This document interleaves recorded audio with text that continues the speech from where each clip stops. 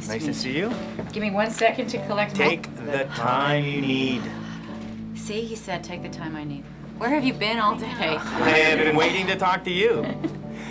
Telling me I'm allowed to have a moment. Yeah, I think I'm all right. absolutely. Yeah. That's, you know. All good? There you go. Yeah. So, are you a hat person? Because there's a lot of funky hats in this movie, and I always think that if I was wearing one, I was looking in a mirror, because they, you know, they're just a little bit out of place, out of time. I don't know, did you ever get that feeling when you know, put on a hat or...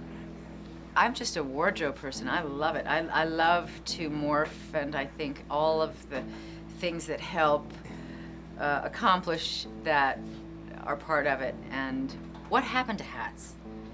I don't know. All men always had to be wearing a hat, almost all the time. I mean, it's just the way it was. And I guess 20s, 30s, 40s, 50s, all the way up until, boom, 1959. I'm all for covering up a bald head. I was going to say. Oh, you were going to say it, but you didn't want to go there. No, but it's sort of like the surprise waiting for you. It's under the hat. So, you know. so do you think then that like, all the glamour's gone out of Hollywood, or do people just too relaxed now? Pretty much. Yeah. I think that, well, the rise of the individual gave way to the loss of the conformity. Everybody agreeing that we get dressed when we travel, And you when know, we go to the and movies, we people have, used to dress up. It used to be a big it was thing. everything had its attire that went with it. You know, smoking jacket, you know, whatever.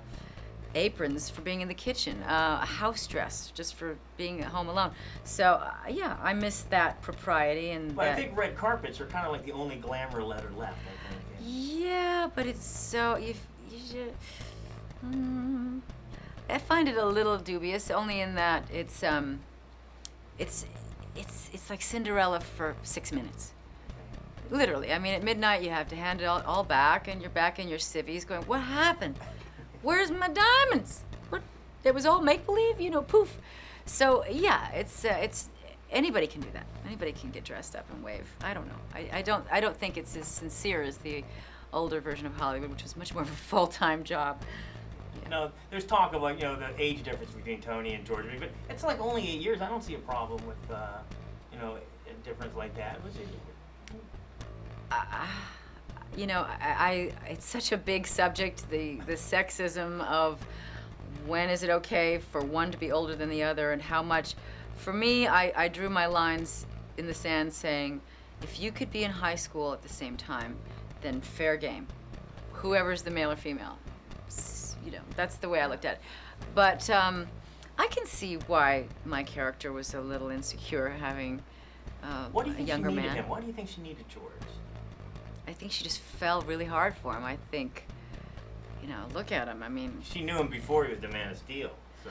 well, she knew him. Exactly. I knew you win. She had the upper hand financially. He believed that she would and could help him through the studio system because she was married to one of the main executives at MGM, Eddie Mannix, beautifully played by Bob Hoskins. And it's a sad story, but it's also, you get to see everybody's dream and understand their greed and how they get kind of lost. They want the dream so bad they can't remember really what they were originally thinking. Another tremendous job. Oh, thank you. Impressive.